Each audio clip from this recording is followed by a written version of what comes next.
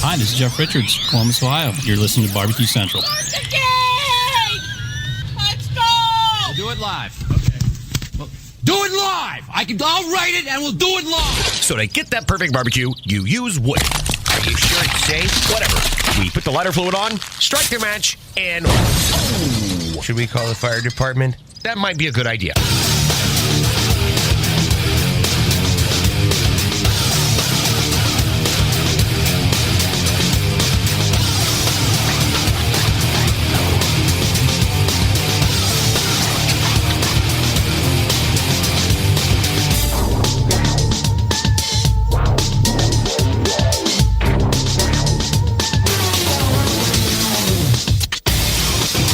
Good evening and welcome to the Really Big Barbecue Central show. And it's an abridged open. It's a different first hour format.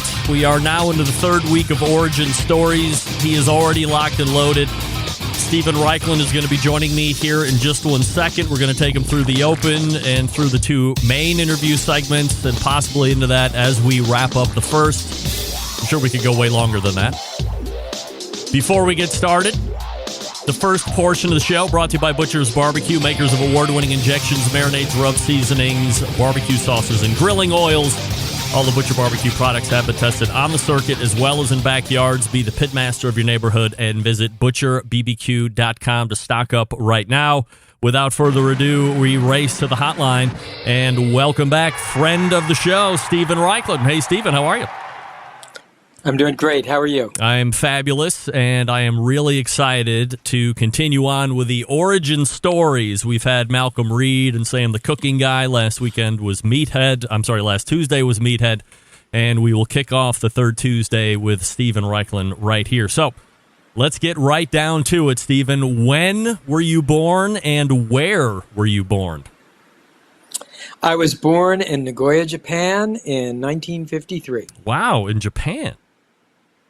Yeah, my dad was in the service. My mom came over to visit, and the rest, as they say, is history. All right, so did mom and dad stay together through the duration? I mean, you know, it seems as I've been doing this, anybody that's my age or older has trended to have both parents stay together. Certainly, it's not always the case, but I'm wondering if a similar situation for you? My parents stayed together. My mother died early. She died at 38. So oh, wow. I did not have her for a long time, nor did my dad, but they did stay together while she was alive.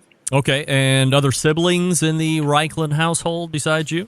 Nope, just me. Really? How about that? All right. Only. Yeah. So would you characterize... You know, this is just in your very youth, even before school, but, relationship with your parents that you remember, encouraging, discouraging, strict, blah, blah, blah. How did that work out? Well, let's see. It's a kind of a complicated question. Of course. My mother was a ballet dancer, and so I would say I grew up in not a traditional household. In fact, I had a friend down the street whose family sat down as a family every night at 5:30 to eat, and they ate things like meatloaf, and I was so envious of them because we always ate very late, 8, 9 o'clock, because of my mother's dance schedule. It was extremely varied. I mean, my mother was actually the family grill mistress, and she would light the charcoal with gasoline. Real she'd gasoline? Cook a steak till it was real gasoline. Okay. Yeah, it was pretty exciting. In fact, we're doing a blog next week about barbecue horror stories, and I've got one about my mother and her gasoline in that. But at any rate, she would cook a steak kind of, black as coal and sort of with the heart still beating in the center. It was Pittsburgh rare.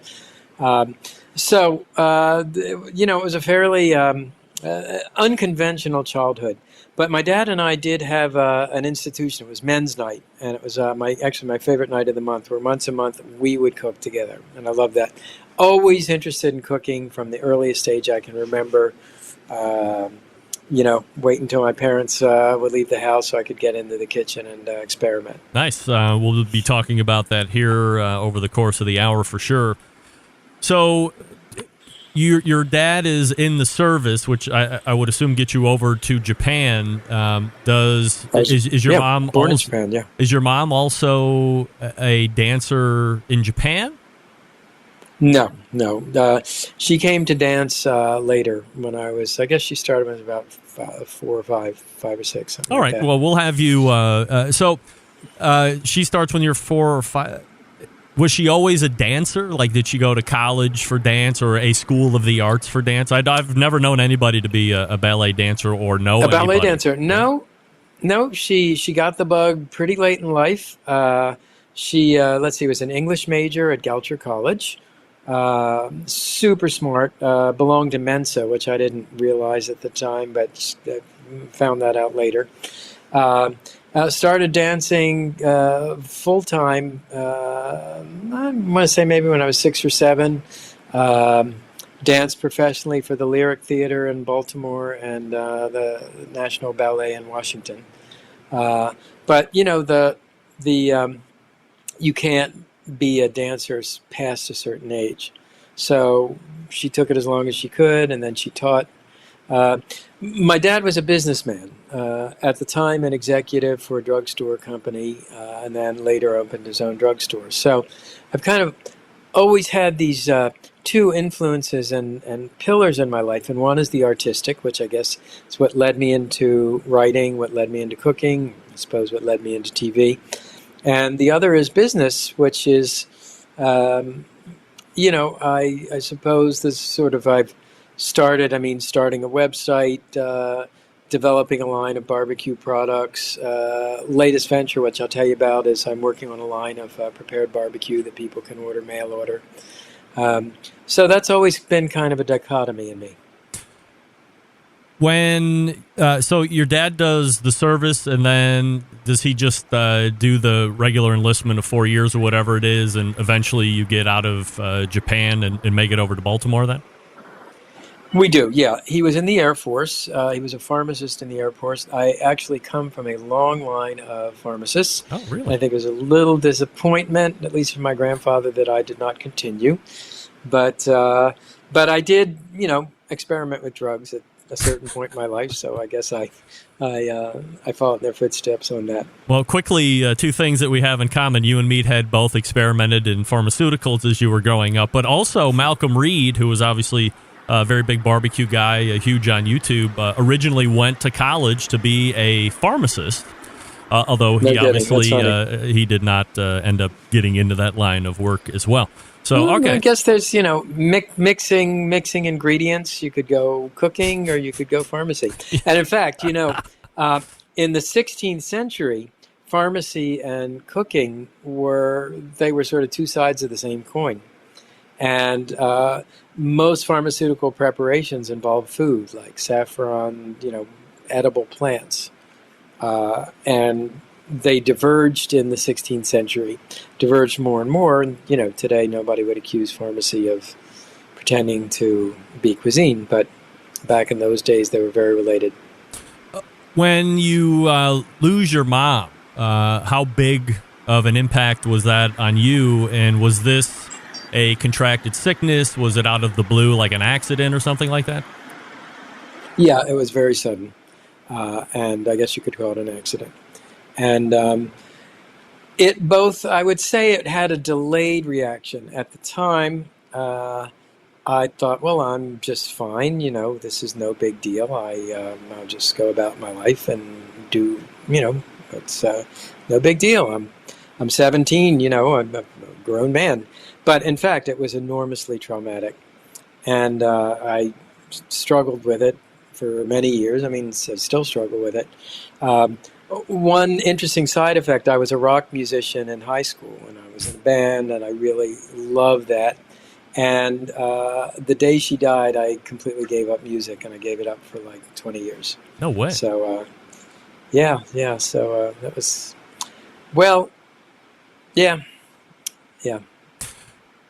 Through that, is your dad there to help in any regard? I could only imagine, I lose my wife and, I would hope that I would be there for my 3 daughters in any way possible. But then, of course, you have lost your life partner, and there is a need to grieve in whatever way or however that would mean to you. So how was your relationship with your dad going through that portion? Well, this was back in the late 50s and 60s. And dads weren't dads back then the way they are now. But my dad was really broke the mold on that. And he would go to parent-teacher meetings. He would make my lunch. So he was like a very involved dad. He had a hard time with the career that I would say stumbled into. He was worried, of course, how I would make a living. Like all Jewish fathers, he hoped I would become a doctor, which I didn't. And then, to go to cooking school after college, to start writing cookbooks, to teach cooking classes. He really couldn't see it for a long time. But he finally did. I guess when I was 2 or 3 seasons into my TV show. You know what it was? We had a men's weekend in Boston one day, and we were kind of walking across the street, and a car stopped and said, "Hey, Steven Raichlen, I love your show." And it was a perfect stranger. And my dad looked at me and said, "You did okay, didn't you?" Yeah, so that piece was nice. Yeah, no doubt. All right, so through your primary education years, what kind of a student were you? Like before college, before high school, what kind of a student were you? What interests did you hold? Things like that? Pretty serious student. In my house, anything less than an A was considered a punishable offense. So I did well in my studies. I remember in my junior year, I am not a jock. I've never been good at team sports or anything. But I decided I wanted a letter. So I joined the cross-country track team. And that was something I could do and do pretty well. So I got my letter. And then shortly after, I became a hippie. So I was a very unconventional kid. I had hair down to the middle of my back. I played in a rock band. But I kept my grades up. All right, we are learning a lot about Steven Raichlen right off the bat. So, Steven, we're going to break here and there so I can keep format here. So let me put you on hold just for a moment, and we will come right back and start talking about the rest of high school and getting into college. But first, before we found out what instrument Steven was playing in that band, I'll talk to you quickly about Southside Market and Barbecue. Established in 1882, Southside is the oldest joint in Texas. They've been owned and operated by the same family for 3 generations. Famous for the original beef sausage, which is coarse ground in a natural pork casing. Plus, they have authentic Central Texas barbecue meat. All meats, including the prime briskets, smoked low and slow for many hours over real Texas post oak wood. Shipping nationwide via the online store, southsidemarket.com. Shipping customers can choose to order now and ship later, include a custom gift note, and mail to multiple addresses without additional charges, especially important to remember as we get on to the holidays. All shipped items are vacuum sealed to ensure freshness and ease of preparation for the customer. All meats are processed in their on-site USDA inspected facility.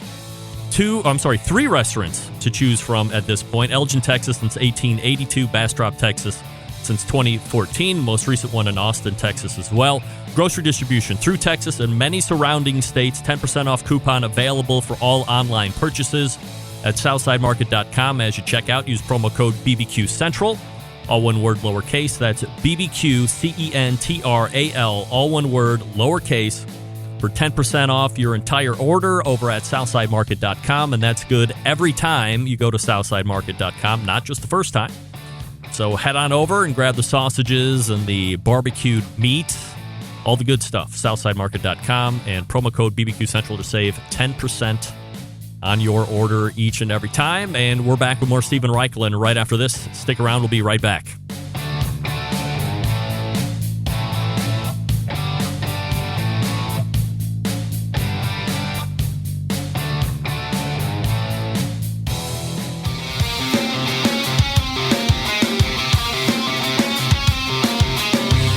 Broadcasting live from the Barbecue Central Show studios in Cleveland, Ohio.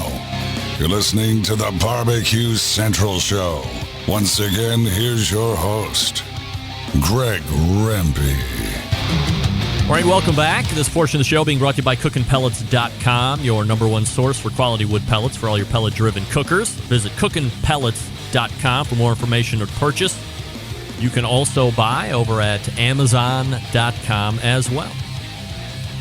All right, we are back with Steven Raichlen as we are doing the origin stories of our regular monthly guests here. So we get through the primary stuff here, Steven. As you had talked about, into high school, you found hippiness. You got the letter for running. What's your best mile? Do you recall the best mile you ever ran in high school? No, I don't remember, but I do remember my name was in the newspapers for it. All right. Fair enough. Must have been good enough to get in the newspaper. So what is being a hippie all about? Well, back in the day, it was defined by the length of your hair, which in my instance was long. It was defined by the music you listened to, which in my case ran to the Doors and the Jefferson Airplane, Jimi Hendrix. It was defined by being against the Vietnam War. And if your listeners haven't or you haven't seen it yet, Aaron Sorkin's new movie, The Chicago 7, is a fantastic movie. But, I protested. We were green. I was in an ecology club. I actually headed up an ecology club. So that was an issue that wasn't really on many people's radar at the time, but I was into that. I was, generally being a rebel and a counterculture guy. And then, of course, I was in a band. I played bass guitar. So, and back then, I think today there's much less of a divide in society. Well, what am I saying? I mean, my God, there's a hideous divide now, but we had many years where we were not so divided. There was not, the generation gap was not quite so extreme as it is now. Maybe the generation gap has given way to the political gap. But at any rate, I wound up picking a school called Reed College in Portland, Oregon to go to for college. And Reed has a reputation. Let's see, their motto was anarchy, communism, and free love, or something like that. But it was a very rigorous school academically, and then a very totally freaky, nonconformist school socially. And it fit me like a glove. Did you know going into college what you wanted to study, or were you just going to see where the wind took you?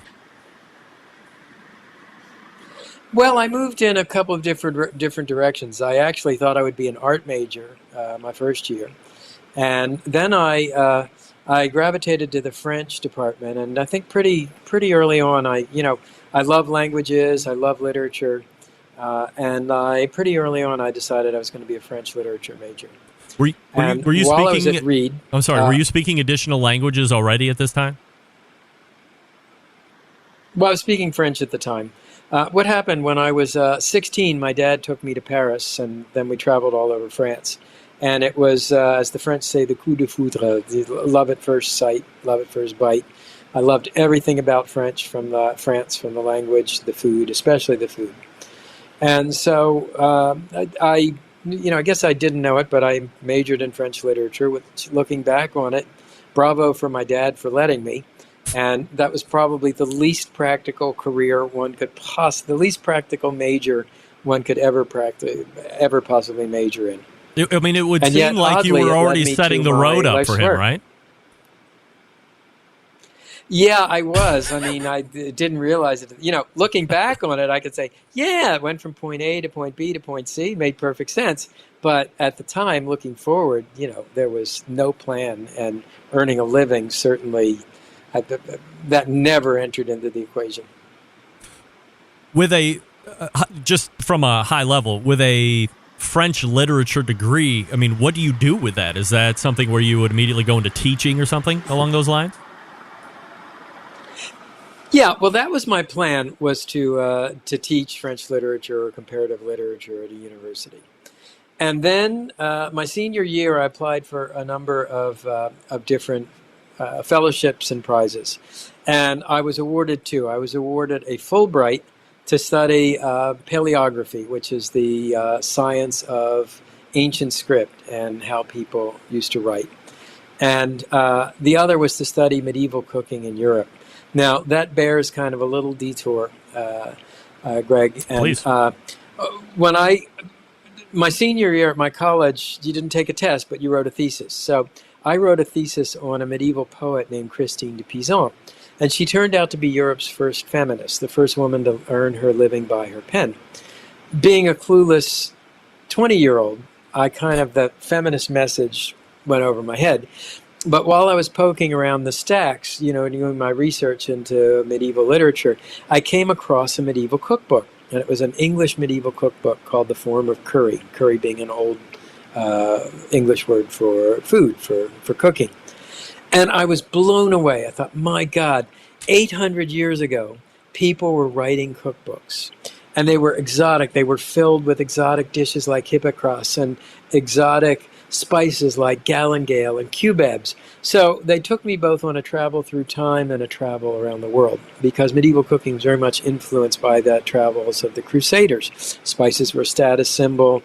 Anything that came from the East, was considered a really luxury food, the way you might say caviar and truffles are today. So the other fellowship that I applied for was called a Thomas J. Watson Foundation Fellowship, Tom Watson being the founder of IBM. And these were much less academic. The only two strings, in fact, that were attached were that you had to do your course of study abroad, couldn't be in the United States. And it couldn't be academic, you couldn't go to a university. Well, twist my arm. So I had this crazy idea, I'll study medieval cooking in Europe. I knew that there were medieval cookbooks. I was interested in cooking. I was interested in history. What could go wrong? Well, at any rate, I wrote the proposal in a euphoria that was fueled with a couple of bottles of Retsina. And nobody was more surprised than I was when I got the envelope from Benefit Street in Providence, Rhode Island, saying, yes, you had received a Watson Foundation Fellowship. Well, at that point, between Fulbright to sit in a library and a Watson to actually be out in the field studying cooking, it was a no-brainer for me. That was the second giant mistake in my father's eyes that I made. But at any rate, it worked out. I mean, I would imagine that being awarded, did he have an issue with the fact that it wasn't academic per se and that you were going out of country to study medieval cooking of all things? Structure. It was lack of structure. He thought I needed structure, and this was completely self-taught, self-generated, self-created. But at any rate, off I went to Europe, and I kind of devised my own study plan, which was a combination of studying medieval manuscripts. And it turned out there are over 100 medieval cookbooks, all written by hand. I mean, I write books for a living, so I know how hard it is. And that's hard with a word processor and autocorrect in your, in Microsoft Word. But imagine writing it out by hand. And people's handwriting was really neat by that way. I never could have been a monk. And then it was published. Publishing meant that somebody else had to write it out by hand. So it was a prodigious feat of labor. Medieval cookbooks were not full of a lot of personality the way they are. There weren't head notes like I always write about my travels. But there were some pretty interesting characters in the world of medieval cooking. One is named Taillevent, whose name literally in English means wind slicer. And I think that was probably a reference to his knife skills. I could just slice like the wind. His book, by the way, it was called Le Viandier, the Victualler, has been in print nonstop since 1390 or thereabouts. So I can only wish to have that kind of track record with my books. How long does the Watson Foundation Fellowship run for you? Normally it's 1 year. I turned it into a year and a half. At one point I decided I need to retrace the Crusades because that's where all the spices went. So off I went to Greece and Turkey. At another point, I decided I needed to go to French cooking school because I was reading these recipes, and the recipes would say something like, take this, that, and the other and combine in the customary fashion. Well, I didn't know what the customary fashion was, but I figured if I learned the grammar, the rules of modern French cuisine, that might help me interpret these recipes. By the way, in Latin, the word for take, as in take this, that, and the other, is recipe. And that was abbreviated RX. And coming back to our conversation about pharmacy, so when you see RX on a pharmacy, that means, take eye of newt and hair of bat and claw of bat and put them together. Was your dad at all enthused about you taking the cooking classes? This was at Le Cordon Bleu then? No, well, first the Cordon Bleu and then at a new school called La Varenne. Yep. And I can't say he was thrilled. He did come over and visit, and I think he was pretty impressed to sit in the class. My job at the cooking school, I didn't go to the cooking school as a student. I went as because I always have to work. I love to work. So I got a job being the translator. The chefs were all French. Most of the students were American. So I got the job being the translator. The French chefs would teach, and then I would simultaneously translate. So I think he got a kick out of watching me do that. But I think in the back of his mind always then still was, how the heck is he going to make a living? That's right. We got to get this Steven structured. So when do you get out of college? Well, I got out of college. I graduated in 1975, did my Watson year 76, 77.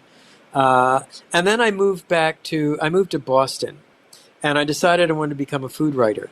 So I wrote 3 articles, sent them out. I wrote one to Portland, Oregon, which is where Reed College is. So, I knew that they would take that. It was about my Watson year.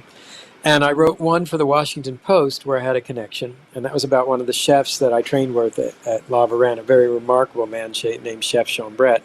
And then the third I wrote for my local hippie paper. And that actually led to a regular monthly column. And that kind of led to my being an employed freelance journalist. That quickly turned into a gig reviewing restaurants for Boston Magazine, which I did for several years. And then that turned into writing a wine and spirits column for GQ Magazine. So, I was earning my living by my pen. I can't say it was I was living large, but I was too dumb to know how poor I was, I guess. It was probably the only time in my life I had everything I wanted. In your restaurant reviewing, were you a reviewer that was unabashed in your critique of a restaurant, or were you somebody that liked to build places up and then let people decide for themselves? Well, I was an optimist then. I'm an optimist now. I'm a glass half full guy. There are critics that go in with a terrible attitude and say, show me why I shouldn't hate you. I always go into a restaurant, still do, wanting to be delighted. But I also felt like I had an obligation to my reader. Some of the restaurants I wrote about were quite expensive, and I wouldn't want somebody spending their hard-earned money on a place that was awful. So I tried to be positive. I tried to be honest. I reviewed strictly anonymously. I never took, they didn't know I was coming. I always paid for my own meals and always have. And that was a very great education, being a restaurant critic. It's funny. I've always been a freelance writer. I've always been an independent. And I actually applied to and was accepted to Columbia University Journalism School. But at the time, and it was probably quite foolishly, I thought, I'm making a living as a freelance writer. What do I need graduate school for? And I often wonder, if I'd gone to Columbia, I probably would have followed a more traditional route. I probably would have become a staff writer, and I don't think my life would have been half as interesting as it was by going the freelance route. Oh. Anyway, so I'm writing for these magazines, and then two things happened, two big realizations happened. And one was that my mentor, a woman named Anne Willen, who was the founder of the La Varenne Cooking School in Paris, said to me, because I was dying to write a cookbook. She said to me, you know, Steve, you'll never make a living writing cookbooks. You'll never make any money writing cookbooks. So, of course, it was like, I'm going to write a cookbook and I'm going to make money. And the other thing was the realization that when you write for a magazine, no matter how prestigious it is, you're getting paid as a worker, and that piece you write has a lifespan of exactly one issue, or with a newspaper one day. And when it's gone, there's no more, you can't sell any more of them. So with book writing, I think the other thing that attracted me, and maybe that was the business part of my personality, was with book writing, if you get it right, you can sell one copy. It was 10, 1,000, 10,000, 100,000, a million, several million. And you can keep selling books once you write them, and it's a lot of work writing a book, but once you write them, if you get it right, and you're very lucky, that book can sell while you're sleeping. It book can sell while you're writing the next book. It can sell in Germany. It can sell in Japan. It can sell, So I think that was another thing that sort of spurred me to write books. Stephen, regale us with a love story. How do you meet your wife, Barbara, and how does that story unfold? Fantastic story. So I told you I was the translator for this French cooking school, La Varenne. And one day in the class, there was a very cute little brunette sitting in the second or third row. And, we made eye contact. And as I thought, cute, very cute, not to be taken seriously. As Barbara would tell it, that's the man I'm going to marry. Well, anyway, doing this translation, so I'm speaking French pretty fluently, which, I guess was pretty impressive. And then at one point I took a liberty with a particular translation, and I said, the chef just said, oy vey. And I'm Jewish, and she was Jewish, and said, okay, he speaks French, he's Jewish, that's definitely the guy I'm going to marry. So there ensued a romance that we had a 10-year long-distance romance. And actually tomorrow night, which is why I'm on your show tonight instead of tomorrow, is our 30th anniversary. Wow. Well, congratulations to you on that. I just celebrated 23 years on Sunday, believe it or not. So 23? You don't look old enough to... Would you get married when you were in junior high school? Well, I got married when I was 23. So okay. Yeah, we're pretty close. But when you have the one, I mean, why wait, right? It's an accomplishment. It is really. We are both to be saluted. No doubt. And then, of course, kids. So I know you have the dietitian daughter, but are there any other Raichlen rugrats around? And when do they come about? Well, there is. Well, it was very convenient. Barbara had 2 kids, so I didn't have to do any work or anything. They just came as part of the package. But we've always been very close. And so Betsy became a dietitian. In fact, she's the dietitian for the Miami Heat. And in fact, you all know about the bubble, yes, where the NBA was doing their finals. Betsy was in that bubble. Wow. Very, very cool. Very proud of her. Nice. Jake is a chef and ran a fantastic brew pub in gastropub in Brooklyn called Jake's Handcrafted, and now has gone into the sausage making business, selling Jake's Handcrafted sausage. And about 3 weeks ago, he just joined Planet Barbecue, which is my new company to manufacture mail order barbecue. So nice. It's Jake is it's a family business, and Jake is in the fold. So just to clear up there, these were Barbara's kids' previous, not yours, together.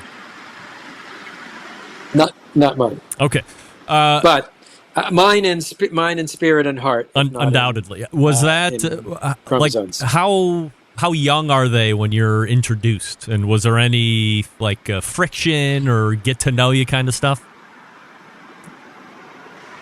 I was, Betsy was maybe 6, and I remember, got to understand. First, I was a hippie. Then I was a bachelor in Cambridge while I'm doing all my food writing, living with my 2 cats. And I go down to Miami to meet the kids for the first time. Barbara and I have been dating long distance. And out comes this little thing in a pink dance outfit. And she sets up a little pink, I guess you call it boombox back then, and does a gymnastics routine. And I am thinking, oh my God, what did I get myself into? But Barbara very wisely, we dated and I was a presence in their life, but we didn't live together until after they both went off to college. And that was Barbara's, Barbara wanted it that way, and it was probably a wise decision. All right, Stephen, so we'll get into the books here in just a second. Give me one more break here as we pay the bills, as they say. We're talking with Steven Raichlen from BBQ Bible. So stand by, Stephen, and we'll be right back with you. And I'll talk to you quickly about Pits and Spits. If you are in the market, listen up, because you're going to want to at least take a look. As I always say, please give first consideration to those that are sponsoring. Since 1983, Pits and Spits has been handcrafting smokers and grills in Houston, Texas. In that time, Pits and Spits has established itself as one of the premier brands in high-quality offset smokers and more recently pellet grills. Pits and Spits sets itself apart by using heavy 7 and 10 gauge steel in every cooker, fully welded construction that you can feel when you use the unit, and 304 stainless steel roll-top lids and front shelves on every single smoker. So why does that matter? Well, by using higher quality materials, Pits and Spits smokers reach and maintain temperatures, allowing you to worry more about the meat than the heat, and providing a fully welded smoker. You don't have to worry about grease or smoke leaking out of the barrel or the grease rattling apart as you move it through the backyard. And by using 304 stainless, you're getting an heirloom quality product that you can pass down to your kids. Now, where some companies focus on being low-cost providers, Pits and Spits focuses on craftsmanship and quality materials. Are there cheaper ways to make these pits? Absolutely. But they don't like tack welds, cheap stainless, and electronics that you can't trust. Having in-house manufacturing gives them complete control of their design and standards. That's not something you're going to find in stuff brought in from overseas. Their steel supply use materials that can be maintained in the harshest environments around, so they're going to perform in any condition, and their controllers are made right here in the USA. They have unimpeded transparency into their programming. Pits and Spits has a dealer network across the country, but if there is one close to you, give them a call to Shoppe, 844-650-6250. That's 844-650-6250. Whether you're a backyard grill master looking to cook steaks for the fam or a competition team smoking 50 racks of ribs, Pits and Spits is a product for you. Check them out online, pitsandspits.com, all spelled out. Or check their pits in the wild across social media with their handle Pits and Spits. Steven Raichlen. Still more. And excited. Stick around. We'll be right back.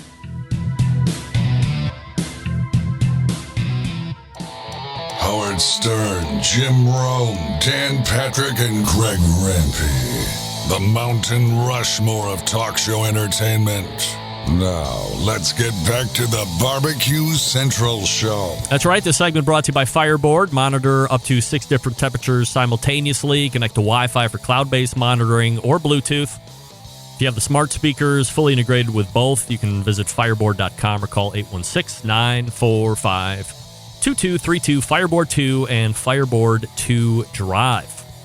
And Steven Raichlen is still with us as we're getting through the origin story. All right, so let's talk about the books. Steven, you had mentioned that the gauntlet was thrown down to you unknowingly by your friend there over at the cooking school, but you decided to take up arms and show her that you were going to make a living at doing this cookbook. What was the first book? So the first book was actually a book on Boston restaurants, called Boston Restaurants. Remember, I was the restaurant critic for Boston Magazine. And then there was a guide to New England restaurants.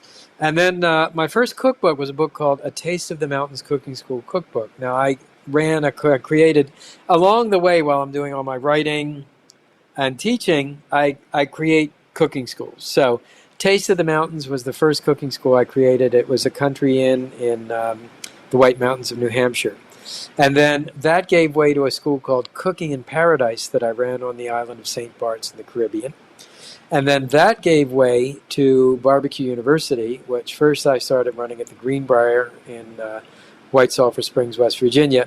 Then the Broadmoor in Colorado Springs, and now I'm at Montage Palmetto Bluff in South Carolina. As I was doing research, Stephen, I mean, is it fair to say that you had nearly a dozen cookbooks under your belt prior to the one that most folks in our niche associate with you, that being Barbecue Bible? Yeah, I may have been a few more than that. For some reason in my mind, I think it was about maybe 14 or 15 books. I did a funny, odd little detour that maybe your readers will get a chuckle out of. So, I was reviewing restaurants, and I was dining out probably 10 times a week to do that. And I developed a cholesterol problem. And, this was back before the days of Lipitor. So I developed a style of cooking called high flavor, low fat, where I really stripped out the fat. And some of those books went on to become James Beard winners. One of those books was a book called Healthy Latin Cooking, which was actually the first book ever simultaneously published in English and Spanish. And then Lipitor was invented, my cholesterol problem got under control, and it was time for the call of barbecue. So it wasn't something where you could just get on the treadmill and run 2 or 3 miles a day and the cholesterol dropped. You had some other internal issue and needed a little pharmaceutical help? It was chemically, I guess. I mean, I've always been a pretty avid bike rider, but that did not actually solve the problem. So if you can of course you can recall, here we are in 2020 and you're still writing books. What was the book business like back then compared to how we're doing it today? Oh, man, it was the glory days of publishing. I don't know how easy it is today to write a 1 million+ copy best-selling cookbook. But back then, I did it twice within the space of 3 years. And you went on book tours, and there was a flourishing culture of independent bookstores. In fact, there were no big chains. There was no Amazon. So it was a wonderful, intimate market to sell into. And, publishing was so different. I'm working on the galleys now for my next book, which is How to Grow Vegetables. And the galleys come as PDFs. You used to get paper galleys. They used to have little yellow stickies on them with questions. You'd write your answers on little yellow stickies and send it back. And now it's all done with Adobe on the PDFs, which I actually hate. I really miss the old days. But, I have the greatest publisher in the world, Workman Publishing. And back in those days, Peter Workman actually ran it, and it was... I remember it was funny. After my 5 books, which, by the way, my first 5 books did not make money. So that was, don't think that you'll write a cookbook and you'll start making money instantly. But my first book that made money was a book called Miami Spice. I finally moved down to Miami to marry Barbara. And back in those days with Workman Publishing, you knew everybody. You'd come to the office. You just walk back. You just plop down. You'd knock on Peter's door and sit down on a chair and start talking to Peter. And, today, Workman is still a very friendly, casual publisher, but it's still a lot more corporate than it used to be. Barbecue Bible, in fact, I wrote that book proposal. I wrote it in a day, sent it out to him, and we did a contract on the back of a napkin at a restaurant. I mean, that's how casual it was. Peter was the first underwriter for my first TV show, Barbecue University. And that was at another restaurant. And I was talking about, I'd really like to do a TV show. And Peter turned to me and said, well, I'll be your first underwriter. And my editor, a woman named Suzanne Rafer, looked at him, kind of kicked him under the table. Are you crazy? But, in fact, it was a very good decision, both for him, and it was a wonderful thing for me. Got me started with TV. And that's what publishing was like back then. Anybody, I consider myself incredibly lucky to have known those days. So are you under contract for X amount of books like a band would be when they sign with a Capitol Records or a Geffen or somebody like this? Or is it a contract per book, like every single time is new?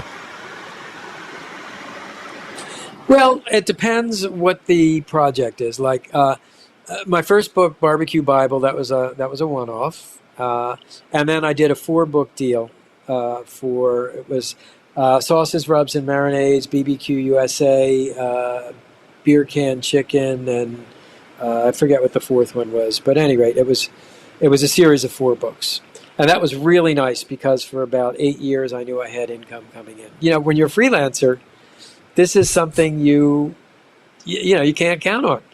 You always think about what's next. And there's a clause in most book publishing contracts that says you write this book, and then they get the first option on your next book. So I've always done that with Workman. I've been thrilled with my partnership with Workman. The only time I left Workman actually was when I wrote my novel, which came out under the title of Island Apart, but now has been reissued with the title I really wanted, which is The Hermit of Chappaquiddick. It's a foodie love story set on Martha's Vineyard. And Workman doesn't do fiction, so that was a brief detour, but they've been wonderful partners. You had briefly mentioned it, dare I say glossed over it, but if I'm not mistaken, Steven Raichlen has won no less than 5 James Beard Awards for cookbooks. Is that right? That is true. Holy moly. You've been on my show for going on 12 years now, and I don't think we have ever talked about the fact that you have won 5 James Beard Awards. That's incredible. Well, and also 3 IACP Julia Child Awards. Yes, I was going to get to that next. No, I mean, it was right. No, it was that's incredibly gratifying. I'm extremely proud of it. I think there was some mixture of skill and luck, probably with luck being bigger than skill. But at any rate, I'll take it however got it. Stephen, out of the... I got to have a drink after that. Yeah, of course. Salute to you. Out of the 30-plus books that you have written, does one hold a particular place in your heart? I mean, certainly we love all of them because they're business and you're getting to use the gift that you have, but does one stand out above the rest? Well, I'd actually have to name 2. And the first one is the BBQ Bible, because that was my first book about barbecue, and it was an incredible adventure, and it really launched me into the career that I'm in now. But I think the book of which I'm most proud, the book that gave me the most satisfaction, the book that was certainly the most interesting to write, my novel aside, was Planet Barbecue. And Planet Barbecue, I spent 3 years traveling, visited 63 countries on 6 continents. My wife went on many of those trips. My family went on many of those trips. And it was just, I think at the end of my days, I will look back and I will think that was probably the most fantastic 4 years of my life. When you were talking about Mr. Workman being your first underwriter getting into television, is that something that you were pitching around just to see if you could get onto television, or were you being approached by PBS, or how does that relationship start? Well, it's really funny. And after I wrote BBQ Bible, I don't think anybody had any idea the kind of success it would be. So one night, that may or may not have been substance enhanced, I sat down and I made a list of all the things that I wanted to do in barbecue. And they included, 4 other books at the time. Of course, that's grown. A line of grilling accessories, a line of seasonings, a website, television shows, a foreign publishing program, a barbecue university. And I wrote all these down. And I'm a great believer in making lists. In fact, in my wallet, you will find a list of the things I want to accomplish next year and the following year. And darn if by dint of making that list and kind of keeping it in my wallet and under my pillow, almost all of those things have happened. Yeah. Writing a book is one thing. Getting in front of a camera and having people watch you on television is a completely different animal.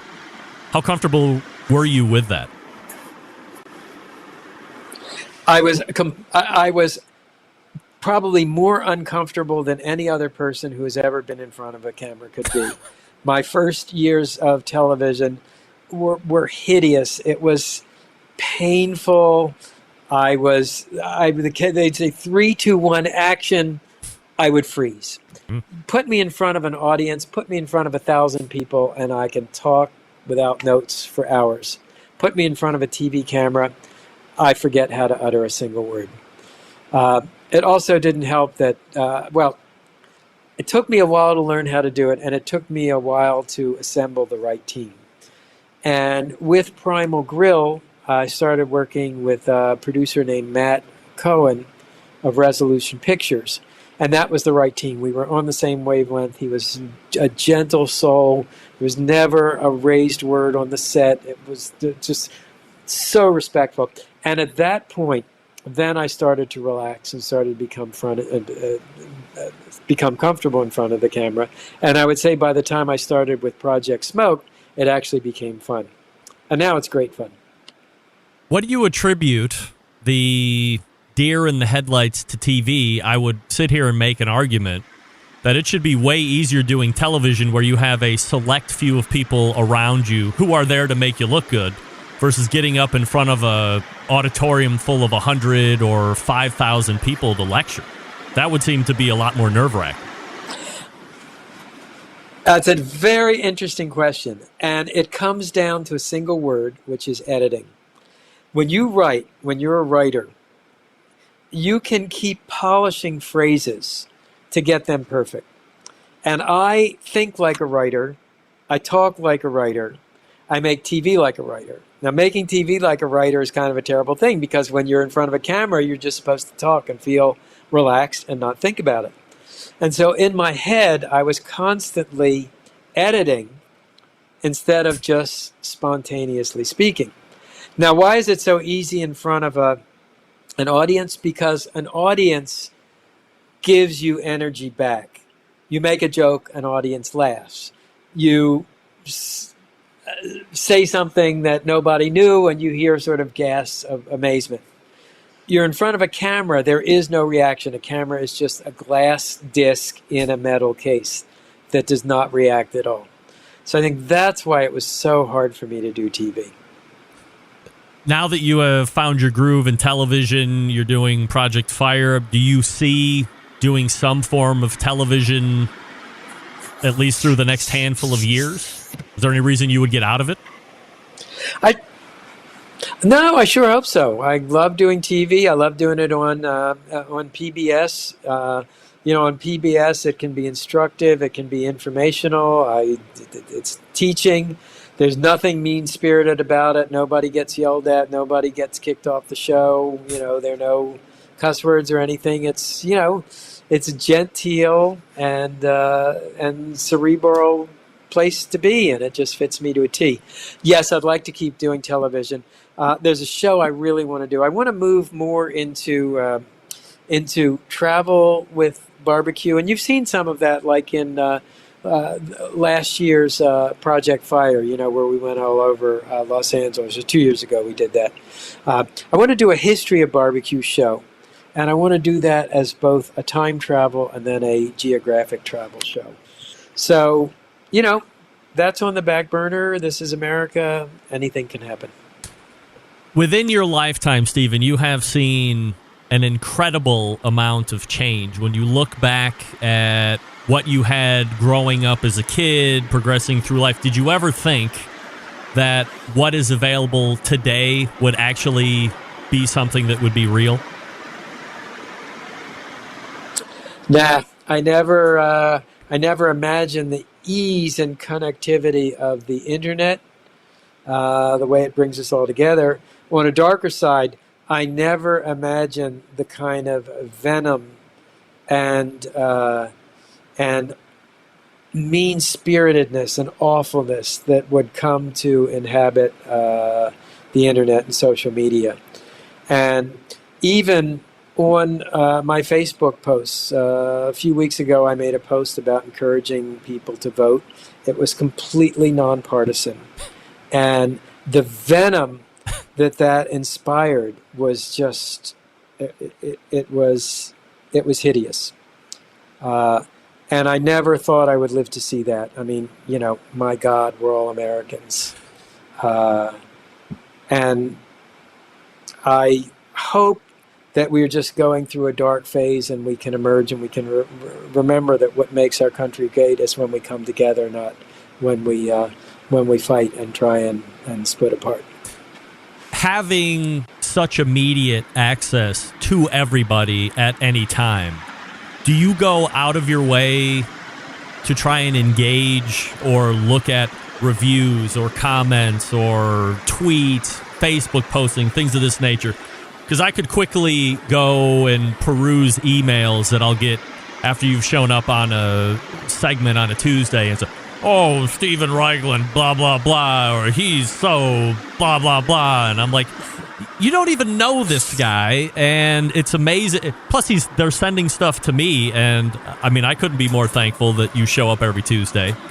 So as somebody who is quite the figure within the culture, how out of your way do you go to either engage or just stay blind to all of that?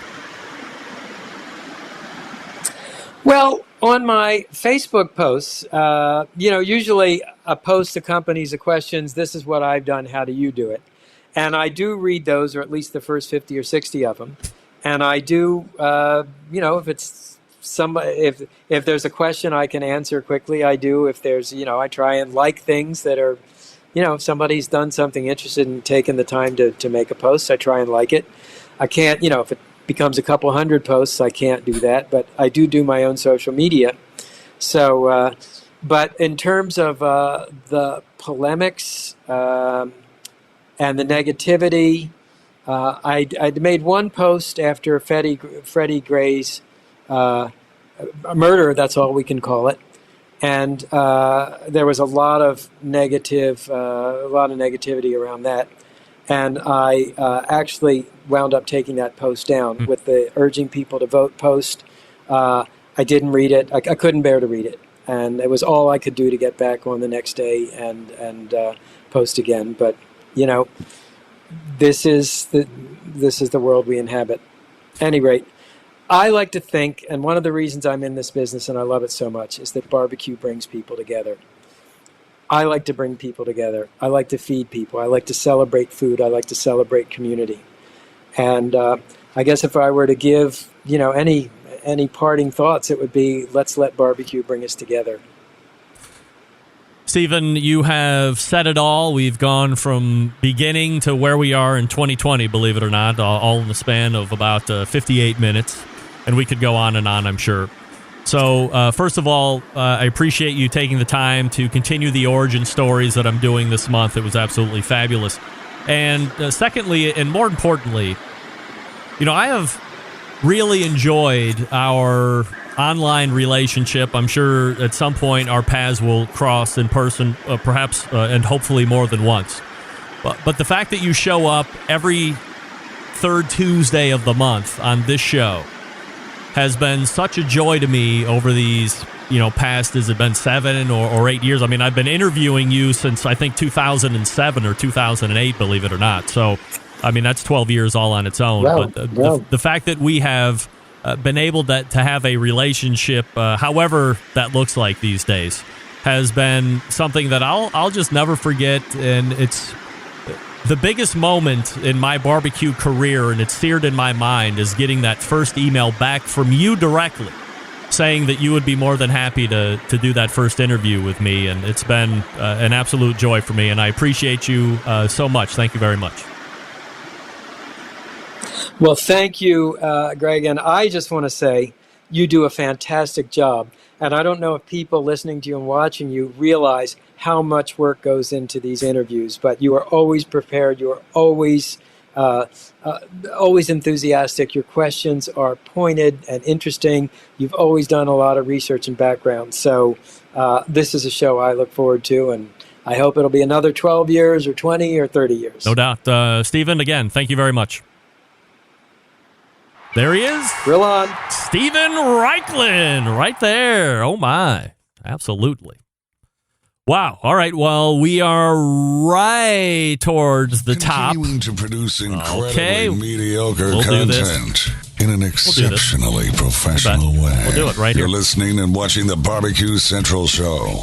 Once again, here's your host, Greg Rempe. Okay. Thanks again to Steven Raichlen as we pound towards the top of our number one. Don't forget, coming up, like in 30 seconds, we'll be talking with Robin Lindars and getting her origin story as we continue the month of origin stories with the show regulars. Next week, Derek Riches, and we have the embedded correspondence as well. Hopefully, you enjoyed Steven Raichlen. Again, stories that I am learning that I never knew about. Things that I'm learning I had never knew about, and I've been interviewing Steven for 12 years. All right, let's line it up for the second hour. Stick around. We'll be right back with Robin Lindars.